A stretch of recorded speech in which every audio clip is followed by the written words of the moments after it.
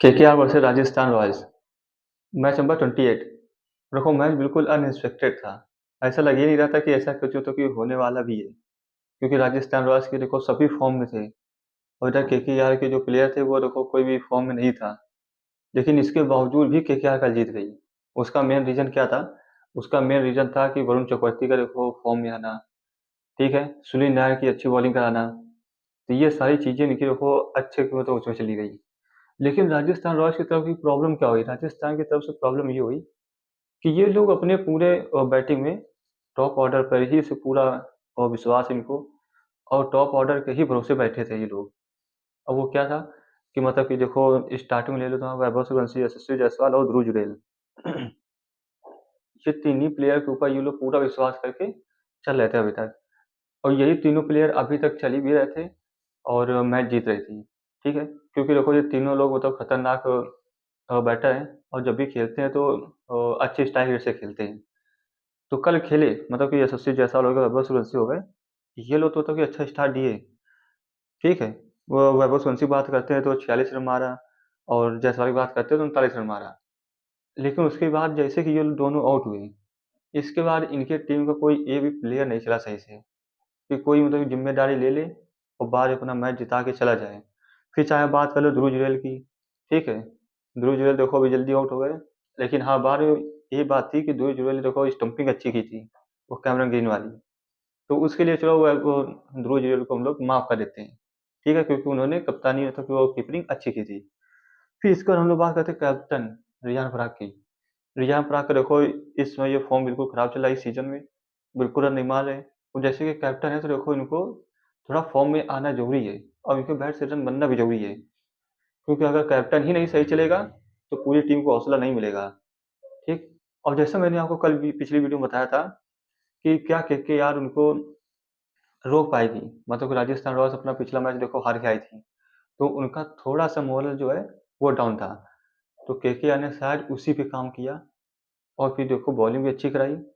वरुण चक्रवर्ती देखो अपने वापस फॉर्म में आ गए, अच्छे खासे विकेट भी लिए, और इकोनॉमी भी बहुत कम थी।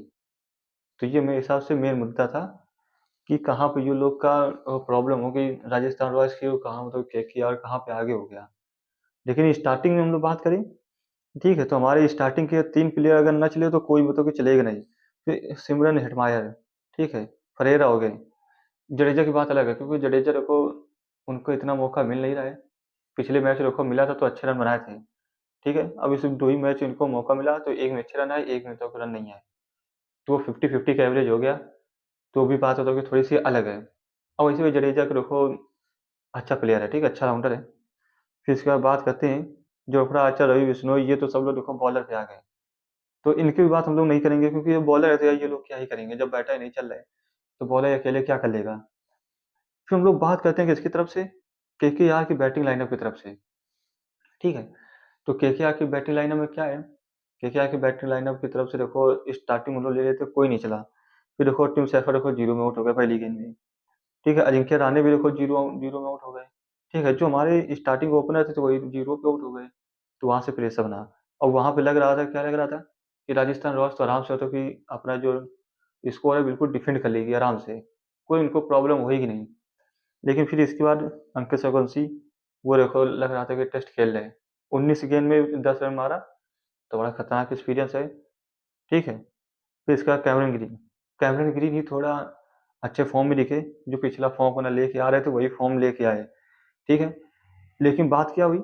बात ये हुई वो थोड़ा आगे बढ़ गए, रवि बिश्नोई को थोड़ा हल्के में ले लिया, क्योंकि देखो रवि बिश्नोई एक टाइम पे T20 के नंबर वन बॉलर थे, तो उनको उन्होंने हल्के में ले लिया, वो आगे बढ़ के शॉट खेलना चाहा बस उधर से जाके। लेकिन हाँ, यहाँ पे रवि बिश्नोई नहीं, यहाँ पे ध्रुव जुरैल की बात करेंगे, क्योंकि ध्रुव जुरैल का ही जो स्टंपिंग है वो तगड़ा था। वो क्योंकि वो जहाँ से उन्होंने स्टंपिंग की वहाँ से सिर्फ एक ही स्टंप दिखता है, और वो वहाँ से स्टंपिंग करना कोई मामूली बात नहीं है। तो हमें लगता है कि ये वाला जो विकेट है वो ध्रुव जुरैल का ही लेना चाहिए। फिर इसके बाद बात करते हैं रोमन पावल। रोमन पावल देखो बिल्कुल आराम से रन बॉल करके खेल रहे थे, 20 में 23 रन, ये ऐसे रन बन के तो कि खेल रहे थे। यहाँ तक तो लग रहा था कि मतलब कि ये लोग राजस्थान रॉयल्स आराम से जीत जाएगी। लेकिन अभी थोड़ा सा ट्विस्ट बाकी है। ट्विस्ट क्या था? ट्विस्ट ये था कि रिंकू सिंह, ठीक है, रिंकू सिंह हो गए और अंकुल रॉय हो गए। ये दोनों देखो जब आए, ठीक है, तभी भी पड़ला उनके ऊपर भारी था, लेकिन इन लोग की जैसे-जैसे अपना पार्टनरशिप अपनी बढ़ाते चले गए, ठीक है, वैसे-वैसे ये लोग अब तो केकेआर अपना पकड़ मजबूत करती चली जा रही थी। और फिर इसके बाद धीरे-धीरे क्या हुआ कि ये देखो रिंकू सिंह की शानदार 50 हो गई, ठीक है? वो अंकुल रॉय ने देखो 16 गेंद में 29 रन मारा। रन भले मतलब कि आप लोगों को ये कम लग रहा होगा, लेकिन बहुत इम्पोर्टेंट है। और वो देखो जब उन्होंने एक छक्का मारा था, किसको मारा था? जोफ्रा आर्चर, हाँ, जोफ्रा आर्चर को मारा था शायद। वो छक्का मारा तो वहाँ से मेरे हिसाब से थोड़ा-सा खेल पलटा, केकेआर की तरफ से, मतलब पूरब तरफ से हो गया। क्योंकि रन ज़्यादा चाहिए थे, गेंद कम थी। तो वो छक्का उन्होंने मारा तो मेरे हिसाब से वो बहुत ही अच्छा तो छक्का था, और मतलब बिल्कुल जड़ से उखाड़ के मतलब कि मारा था, तो अच्छा था। और फिर इसके बाद रिंकू सिंह की शानदार 50, ठीक है? छक्का मार के अपना मैच खत्म किया अपने इस टाइप से जैसे वो खत्म करते हैं। तो अब हम बात करते हैं राजस्थान रॉयल्स की बॉलिंग की तरफ से। और वहाँ पे बॉलिंग देखो सबसे अच्छी मेरे हिसाब से रविंद्र जडेजा की थी। 2 पॉइंट समथिंग कुछ इकोनॉमी था, और 2 विकेट भी लिए और 3 ओवर कराए और 8 रन दिए। तो ये मेरे लिए बहुत ही अच्छी बॉलिंग रही। और देखो रियान पराग देखो इनसे बॉलिंग कम करा रहे हैं, कभी 4 ओवर पूरे करा ही नहीं रहे। तो मेरे हिसाब से यहाँ पे थोड़ा-सा रियान पराग को सोचना चाहिए कि रविंद्र जडेजा को देखो पूरे ओवर मिलना चाहिए। क्यों? देखो वो महान बॉलर है, और जब भी टीम को ज़रूरत पड़ती है वो आते हैं, अपना ओवर जल्दी-जल्दी करा के निकल भी जाते हैं। टाइम का भी नहीं पता चलता, और सामने वाली टीम पर कब प्रेशर आ गया, सामने वाली टीम को भी नहीं पता चलता। तो मेरे हिसाब से इनको पूरे ओवर कराने चाहिए। फिर इसके बाद बॉलिंग देखो सभी की ठीक निकली। और हाँ, मतलब चाहे जिसकी ले लो, विजय शर्मा की थोड़ी इकोनॉमी ज़्यादा थी, लेकिन मेरे हिसाब से बाकी सब लोग की अच्छी ठीक-ठाक मतलब बॉलिंग थी। फिर इसके बाद बात करते हैं हम लोग किसकी तरफ से, बात करेंगे केकेआर की बॉलिंग लाइनअप की तरफ से। केकेआर की बॉलिंग लाइनअप की तरफ से देखो कार्तिक त्यागी हो गए, 3 विकेट लिए 4 ओवर में, 5.5 का देखो इकोनॉमी था। सुनील नारायण देखो इनकी भी देखो बॉलिंग अच्छी थी, ठीक है? 2 विकेट लिए, 6.5 इकोनॉमी थी और 26 रन दिए। वरुण चक्रवर्ती की हम लोग बात करेंगे। वरुण चक्रवर्ती की बात क्यों करेंगे? क्योंकि अभी तक इनका जैसा फॉर्म चल रहा था, उसके हिसाब से नहीं लग रहा था कि ये मतलब कि अभी तक टी20 के नंबर 1 बॉलर थे, नहीं लग रहा था। लेकिन अब उन्होंने बता दिया कि आखिरकार ऐसा क्यों हुआ, ठीक है? कि क्यों इतने बड़े महान प्लेयर हैं। क्योंकि 4 ओवर में 14 रन दिया, 3 विकेट लिए और 3.50 की इकोनॉमी रही। यहाँ से पता चलता है कि वो टी20 के नंबर 1 बॉलर क्यों थे अभी तक। अब फिलहाल नीचे हो गए हैं, लेकिन अभी तक तो थे। तो अब हम लोग बात करने वाले हैं Punjab versus LSG, match number 29। अब इसमें देखो बैटिंग तो दोनों तरफ से ही बहुत धुआंधार हुई, लेकिन स्टार्टिंग में पंजाब की तरफ से पावर प्ले में इतने रन नहीं बने थे, और एक विकेट भी आ गया था। और लगभग कॉनली हो गए, और प्रयास सारे तो ठीक खेल रहे थे, लेकिन कॉनली देखो रन बॉल खेल रहे थे, मतलब जितनी बॉल थी उतने रन थे, ऐसा चल रहा था। लेकिन जैसे पावर प्ले खत्म हुआ, पता नहीं क्या हुआ, अचानक से तूफान आ गया।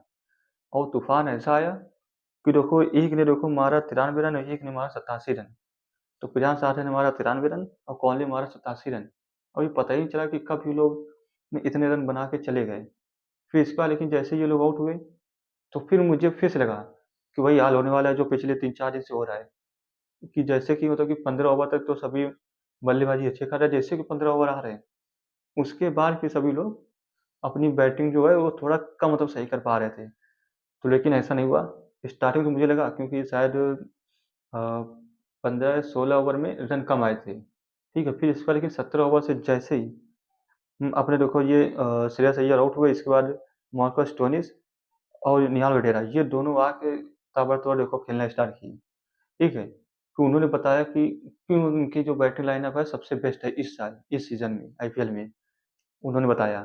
फिर इसके बाद जैसे कि निहाल वडेरा आउट हुए, शशांक सिंह आए, और शशांक सिंह तो भैया छक्कों से बात कर रहे हैं, छक्के-चौकों की, और किसी से बात ही नहीं कर रहे हैं, क्योंकि 6 गेंद में 70 रन मारा है, और उसमें से क्या है, 3 तो बाउंड्री ही है, और शायद एक सिंगल भी लिया था, तो डॉट बॉल तो कम है, ठीक है? फिर इसके बाद मार्को जॉनसन भी आ गए।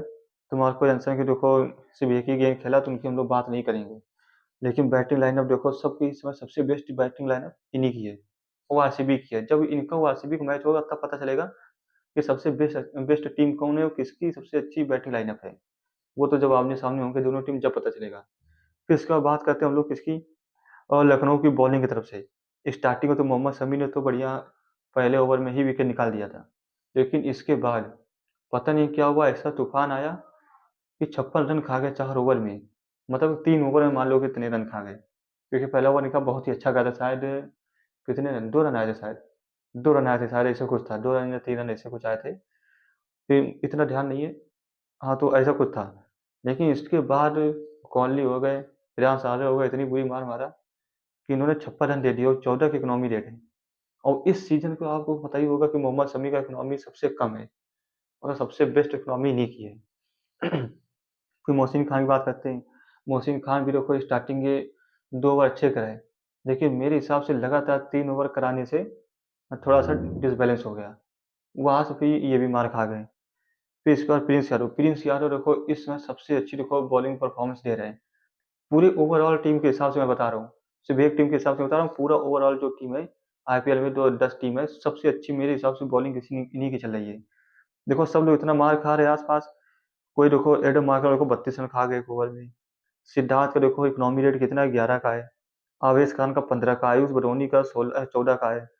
मोहसिन खान का 10 का है। मोहम्मद शमी मान बॉलर, उनका 14 का है। लेकिन उनके बीच में प्रिंस यादव, इनकी इकोनॉमी पता है कितनी की है, 6.20 की, और विकेट 2 लिए, 4 ओवर में 25 रन दिया। तो समझ लो कितना खतरनाक। फिर इस बार हम लोग बात करते हैं इस बार एलएसजी की बैटिंग लाइनअप की तरफ से। कल जैसे कि आयुष बडोनी को ओपनिंग करा दिया, वहाँ मैं थोड़ा हैरान हो गया कि आयुष बडोनी को ऐसा तो ओपन क्यों करा दिया, और स्टार्टिंग में 2 रन ही आए थे इन लोग की। फिर लेकिन बाद में क्या हुआ कि आयुष बडोनी देखो चल गए, अच्छा ठीक है, 35 रन मारा 21 गेंद में। और मिचेल मार्श देखो अपना ठीक ठाक देखो परफॉर्मेंस दे रहे, ठीक है, 28 गेंद में 40 रन बना दिया। फिर इसका ऋषभ पंत कप्तान है, वो भी होता कि कल ठीक खेले, 43 रन मारा 24 गेंद में।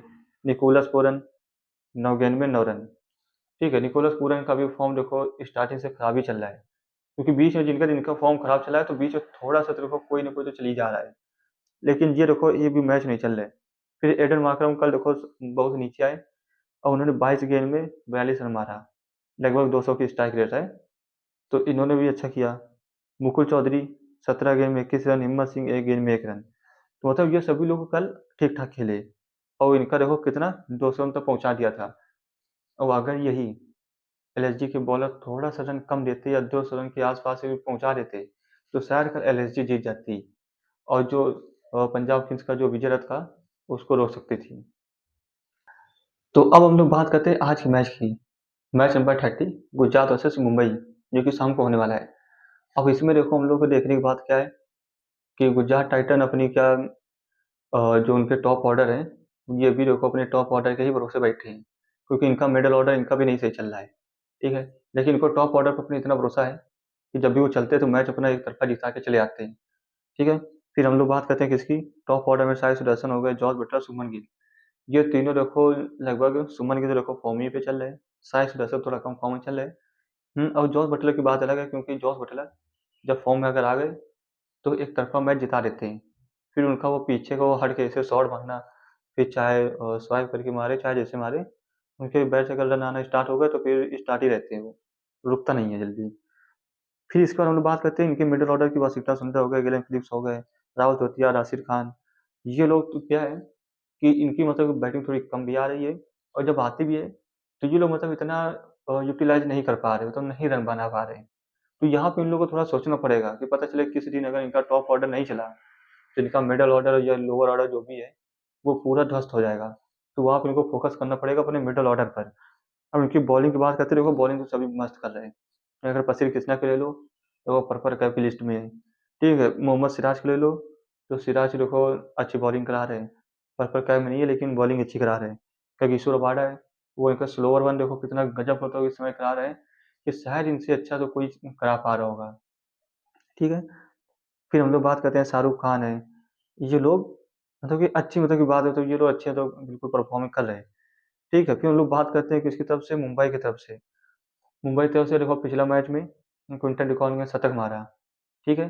और इनका भी देखो वही हाल हुआ था जो कि 15 ओवर के बाद हर टीम का लगभग हो रहा है, मतलब कि 15 ओवर के बाद रन नहीं बन रहे मतलब कि टीमों के, ये हाल इनका हुआ था। क्विंटन डिकॉक ने को शतक मारा, लेकिन इनके साथ में जो थे वो नहीं चल रहे थे, ठीक है। तो 15 ओवर के बाद इनके रन बहुत ही कम हो गए थे, नहीं तो शायद उस दिन मैच जीत भी जाते ये लोग।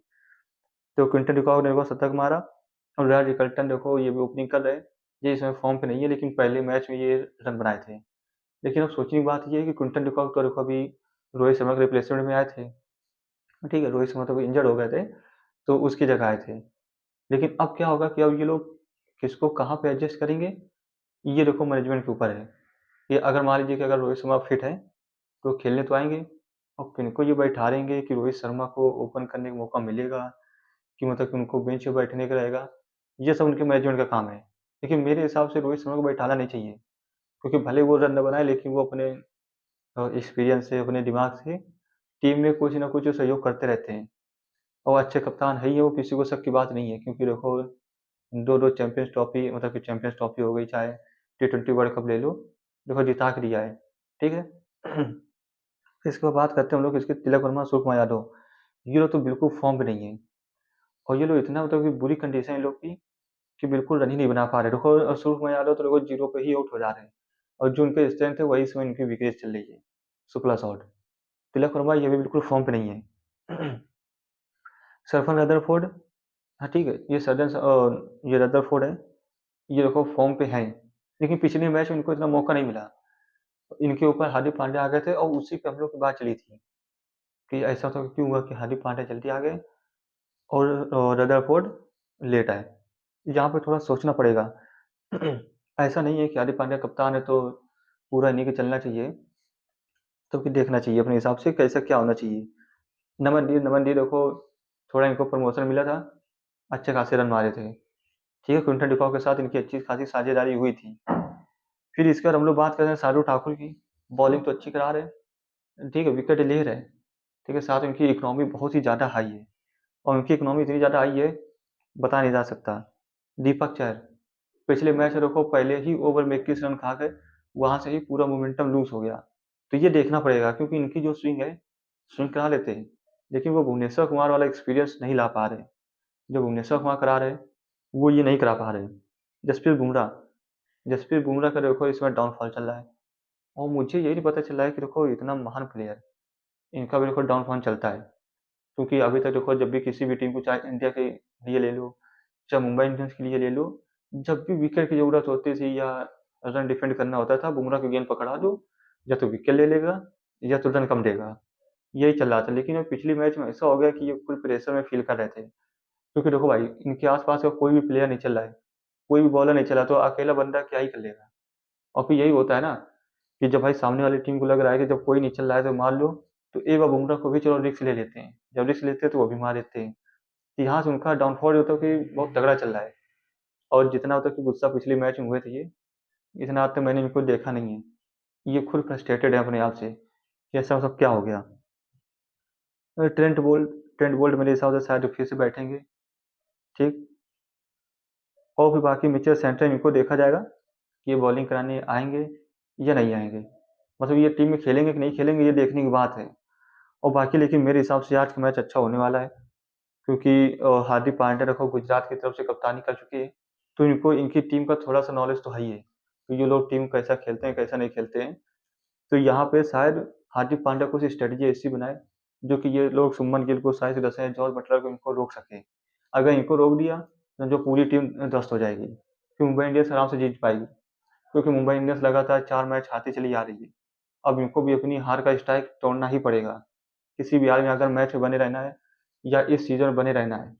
क्योंकि देखा जाए तो सबसे नीचे यही है इसमें, मुंबई इंडियंस 10वें नंबर पे है, और ये देखो 5 टाइम की टाइटल विनर है, और जो 5 टाइम के जो टाइटल विनर है वो सबसे नीचे है। ये देखने में थोड़ा सा अटपटा लगता है, तो इसी हिसाब से देखो हार्दिक पांड्या का थोड़ा सा कुछ सोचना पड़ेगा। तो चलिए, वीडियो मेरे हिसाब से ज़्यादा लंबी बन गई है, तो फिलहाल आज के लिए इतना ही। अगर आज का वीडियो आपको पसंद आया तो वीडियो को लाइक कीजिए, चैनल पर नए हो तो चैनल को सब्सक्राइब कर लीजिए।